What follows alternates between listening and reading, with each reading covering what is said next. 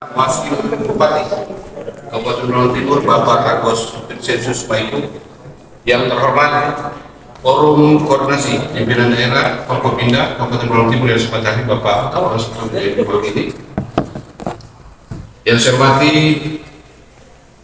Sekretaris Daerah Kabupaten Lampung Timur, para asisten, para dinas badan yang saya hormati, Ketua Partai Pendukung, Ketua-Ketua Partai Pendukung,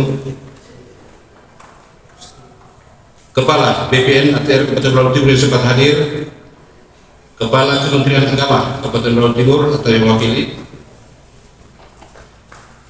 insan pers serta tamu undangan yang sempat hadir yang kami hormati. Rapat paripurna dewan yang terhormat, hadirin yang berbahagia. Pertama-tama saya mengajak kepada kita semua untuk memanjatkan puji dan syukur kehadirat Tuhan yang Maha Kuasa, Allah Subhanahu wa Ta'ala, karena berkat izin dan perkenannya kita masih diberikan kesempatan untuk hadir di tempat ini dalam rangka paripurna mendengarkan pidato dan penyampaian visi misi Bupati dan Wakil Bupati Pulau Lampung Timur masa jabatan 2025-2030 dengan mengacu pada dokumen rencana pembangunan jangka panjang daerah RPJPD Kabupaten Lampung Timur tahun 2025-2045 yang di dalamnya memuat perihal kondisi daerah, permasalahan pembangunan daerah, isu strategis RPJPD 2025-2045, visi dan misi abadi Indonesia, visi dan misi Indonesia Emas 2045, dan visi dan misi RPJPD Kabupaten Lampung Timur 2025-2045 serta melakukan analisa, kajian, rekonsiliasi atas dokumen rancangan teknokrat RPJMD Kabupaten Lampung Timur tahun 2005-2009. Maka kami menyusun visi dan misi sebagai berikut. Visi: bangkit bekerja membangun desa menuju Lampung Timur sejahtera dan berkelanjutan. Bangkit dalam arti bangun dan ketertinggalan, keterbelakangan, dan harapan untuk kemajuan Kabupaten Lampung Timur. Bekerja sebagai suatu bentuk pelayanan total terhadap seluruh warga masyarakat melalui komitmen kerja. Sejahtera adalah aman sentosa, makmur, selamat, terlepas dari segala macam gangguan. Berkelanjutan sesuatu yang bisa tetap bertahan dalam jangka panjang tanpa merusak lingkungan sehingga bisa tetap menawarkan kehidupan yang baik bagi makhluk hidup di bumi ini. Selanjutnya, berdasarkan visi, maka kami menetapkan 6 misi sebagai berikut. Pertama, pengembangan sumber daya manusia berkualitas dan bertakwa kepada Tuhan Yang Maha Esa. Kedua, perwujudan demokrasi dan meningkatkan kualitas penyelenggaraan pemerintahan yang bersifat entrepreneur, profesional dan dinamis, mengedepankan prinsip good government dan clean government. Ketiga, peningkatan dan perbaikan layanan pendidikan serta peningkatan derajat kesehatan individu dan masyarakat. Keempat, pengembangan perekonomian yang bertumbuh pada pengembangan potensi lokal dan regional melalui sinergi fungsi pertanian, perkebunan, peternakan, kelautan, perikanan, pariwisata, perdagangan, industri, dan pertambangan dengan menekankan pada peningkatan pendapatan masyarakat serta penciptaan lapangan kerja. Kelima, pemberdayaan masyarakat pedesaan dan seluruh kekuatan ekonomi daerah, terutama usaha mikro kecil dan menengah, UMKM serta koperasi, membangun dan mengembangkan pasar tradisional bagi produk lokal. Misi keenam, pemerataan dan keseimbangan pembangunan secara berkelanjutan untuk mengurangi kesenjangan antar wilayah dengan tetap memperhatikan aspek lingkungan hidup dalam pemanfaatan sumber daya alam secara rasional, efektif, dan efisien. Untuk lebih mempertajam tujuan, sasaran, dan visi dan misi yang telah kami tetapkan, maka kami mencanangkan nilai-nilai strategi pelaksanaan dan strategi operasional sebagai berikut. 1. Nilai-nilai berkepribadian, akuntabel, transparan, partisipatif, dan kebersamaan. Kedua, strategis pelaksanaan berbenah, berinovasi, dan berkoordinasi. Ketiga, strategi operasional, komunikasi, rekonsiliasi, dan gotong royong.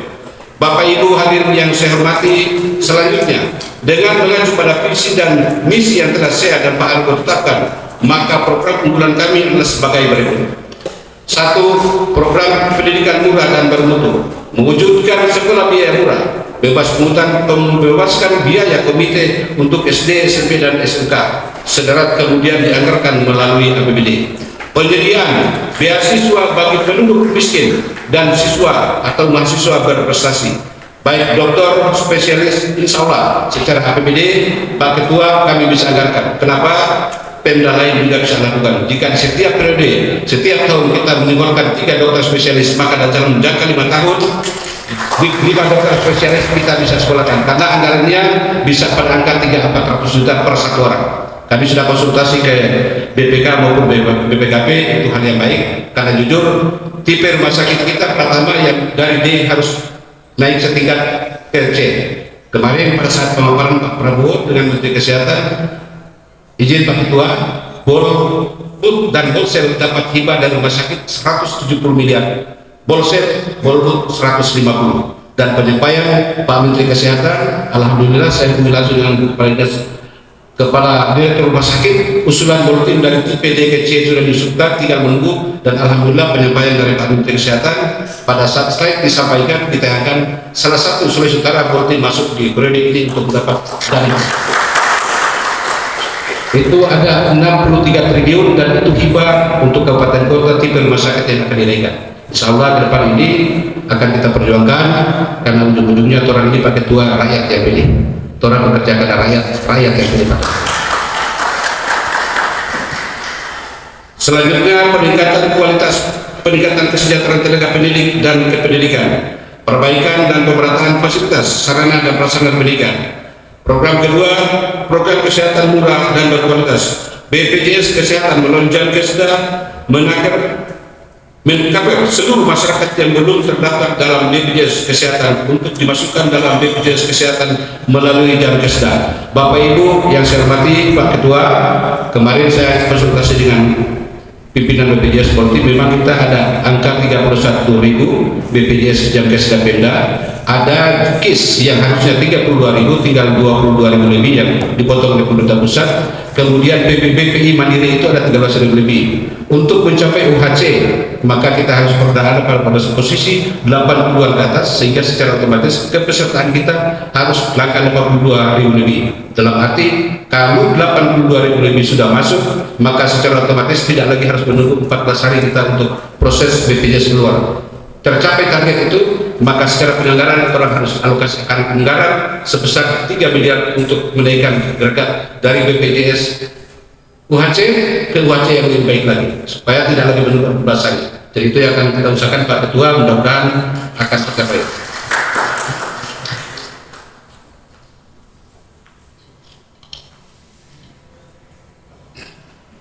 Layanan rumah sakit gratis, puskesmas gratis, dan bermutu meniadakan pungutan di semua strata layanan kesehatan milik pemerintah daerah, mencabut perda pungutan bpjs kesehatan, dan pemberhentian pemberian insentif kepada penjaga pasien dan rumah sakit.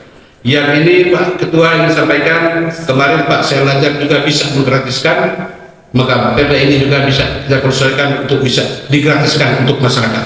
Karena intinya orang kerja untuk masyarakat. Kalau dengan asumsi hanya meningkatkan pendapatan BAD, maka otomatis kita juga bisa lakukan dengan cara melakukan deposito ke sistem bank perbankan seluruh. Karena pernah saya lakukan dalam setahun kalau kita deposito 60 miliar, maka pajak pendapatan kita atas jasa giro bunga, pendapatan deposito 60 miliar bisa sampai 400 juta per bulan. Kalau posisi kasnya aman, kita bisa lakukan. Jadi alternatif lain Pak Ketua untuk orang meningkatkan BAD tidak harus memberatkan masyarakat, karena ujung-ujungnya masyarakat akan berbalik bahwa kurang beda-beda tipis orang memberatkan. Tidak berarti meniadakan perda ini atau membatalkan, tapi orang harus menggunakan hati. Jangan lagi membebani masyarakat, dan insya Allah orang koordinasi, karena ini pernah dilakukan Pak Saya Najar dulu kemarin digratiskan, maka perda otomatis bisa juga kajukan untuk ditiadakan, kemudian digratiskan untuk pelayanan di seluruh puskesmas dan rumah sakit. C. Penanganan stunting, menurunkan angka stunting di Kabupaten Bawang Timur. D. Akreditasi pelayanan kesehatan di rumah sakit dan puskesmas perbaikan dan pemerataan fasilitas sarana dan prasarana kesehatan. Program mengentaskan kemiskinan sosial, ketenagakerjaan, perlindungan dan pemberdayaan perempuan dan anak serta olahraga, kesenian dan kepemudaan. Pemberian bantuan jaminan hari tua JHT, pernah kami lakukan Pak Ketua JHT untuk jaminan hari tua dulunya Pak Senanja 2 juta, semua tergantung anggaran tersedia. Orang tua yang umur 70 yang tidak produktif dengan kategori 70 tahun bagi orang tua yang tidak ada apa-apanya. Kalau DP anak kuat tidak perlu, karena ada DP emak, DP anak yang kuat ekonomi, DP anak bisa bantu DP orang. Tapi kalau tidak aktif dalam arti bahwa tidak produktif lagi, maka boleh melakukan pemberian JHT untuk masyarakat yang berumur di atas angka rata-rata 70 tahun. Pemberian santunan duka sudah pernah dilakukan. Pembangunan rumah tinggal layak huni Ruti Lahu dan rehabilitasi rumah tinggal layak huni target 200 unit per tahun.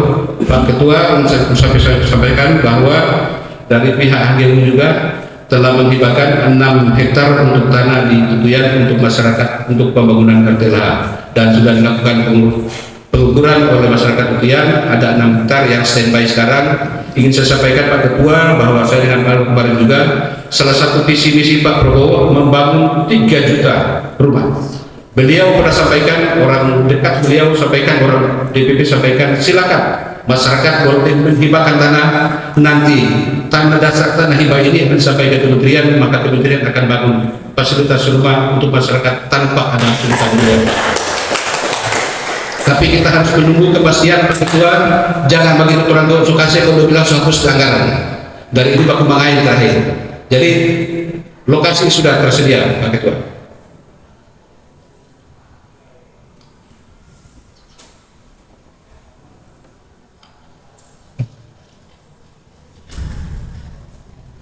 Kemudian program percepatan reformasi pemerintahan, penataan personil perangkat daerah yang efektif dan efisien, implementasi fakta integritas bagi pejabat pemerintahan, peningkatan kesejahteraan ASN dan aparat pemerintah desa melalui peningkatan tunjangan kinerja daerah TKD dan penghasilan tetap silta, tapi dengan syarat harus kerja.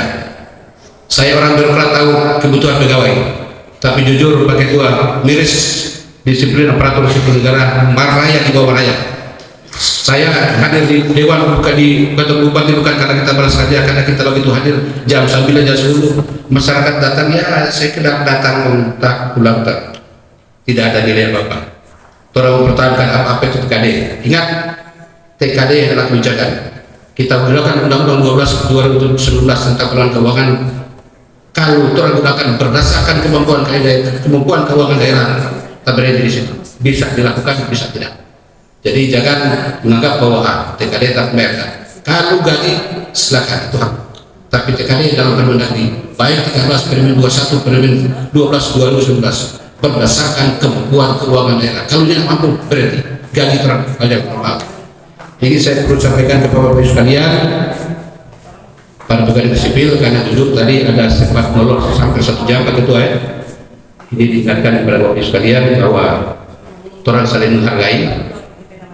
Standby sudah diundang, kemudian segala macam belum siap, dewan siap, ternyata sekuan tidak koordinasi dengan di atasnya lainnya, sedang pidato saja kalau udah bikin.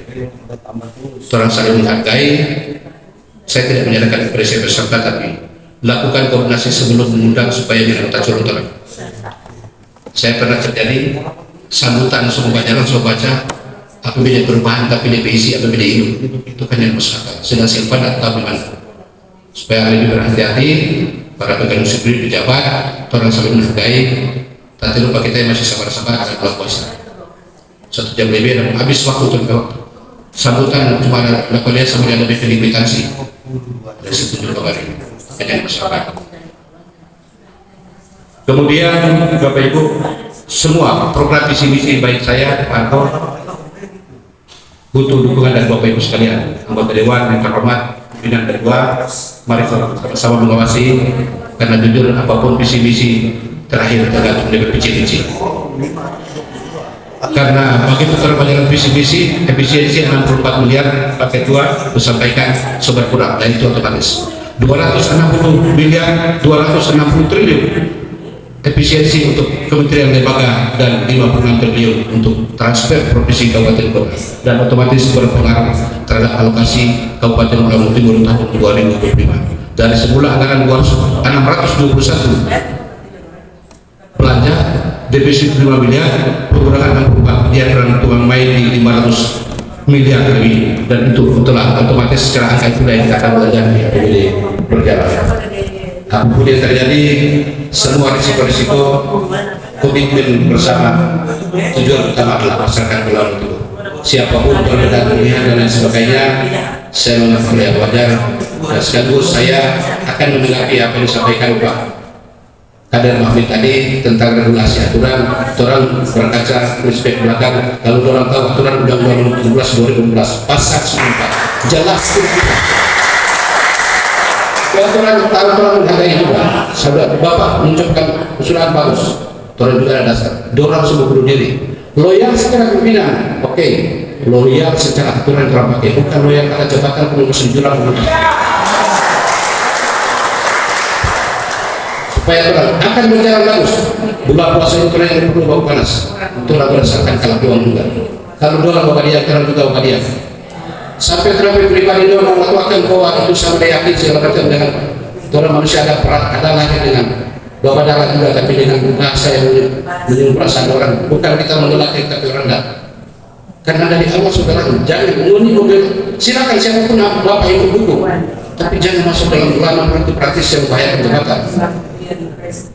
Orang mendudukkan diri atau itu keinginan orang, karena situasi itu berbeda. Karena jangankan orang sedang menjabat keseluruhan juga begitu. Orang mencari orang kemistri dalam pemerintahan. Ini saya sampaikan Bapak. Mendagri sudah sampaikan keluhan pemerintah kabupaten kota. Aturan 6 bulan dengan setelah pendidikan baru setelah dilantik baru implementasi dimintakan ke Mendagri bahwa hal ini tidak akan berjalan dengan baik karena berbagai usulan pemerintah daerah tidak akan jalan karena orang-orang yang digunakan orang-orang tidak pernah setia. Maka program tidak ada kemistri. Jadi saya sepakat tadi Pak, orang bulan puasa akan jalan baik-baik. Saya juga manusia, tahu juga. Orang juga ada sekolah anak. Kan orang yang bunyi tentang perasaan, orang tahu. Kalau Pak Ketua sampaikan tadi bahwa secara aturan amal justru kita berkaca Undang-Undang 17 2012 pasal 494 ASN kepala sekda perangkat desa tidak bisa masuk bapak gratis, tapi dengan masalahnya bapak karya. Jadi kalau menghargai satu sama lain secara bertahap kita melakukan, tidak berarti mengabaikan. Kita dulu juga bakal persoalan mutasi pegawai dengan aparat enggak. Orang menghargai, orang dia mana yang masuk, orang mana dominan semua balinus aman. Kalau tadi Muhammad juga malaikat. Kita juga manusia bukan malaikat, kadang-kadang berlebihan Pak, kadang tahu. Sampai kita pribadi dan enggak. Artinya kalau kita ini hanya menggunakan keseimbangan itu di jalan tidak apa-apa. Itu di atau gak itu kalau itu orang sebagai itu sampai kita pribadi dan enggak.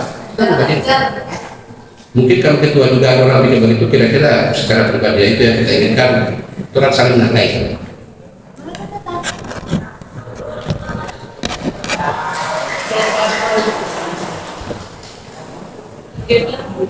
Program pengembangan ekonomi kerakyatan, peningkatan produksi pangan, hortikultura, perkebunan, peternakan dan perikanan, penyediaan alat dan mesin pertanian modern untuk efektivitas kerja dan meningkatkan hasil produksi, subsidi pupuk, bantuan pakan, bantuan benih dan bantuan bibit yang berkualitas untuk mendukung petani dalam meningkatkan hasil panen, pemberdayaan petani, nelayan dan masyarakat pesisir, revitalisasi pasar tradisional, pasar desa, fasilitasi dan bantuan modal bagi PKL, pedagang pasar tradisional, pasar desa dan UMKM, bantuan kepada usaha kelompok masyarakat, inseminasi buatan kawasan peternakan, pemberian bantuan alat tangkap, sarana dan prasarana penunjang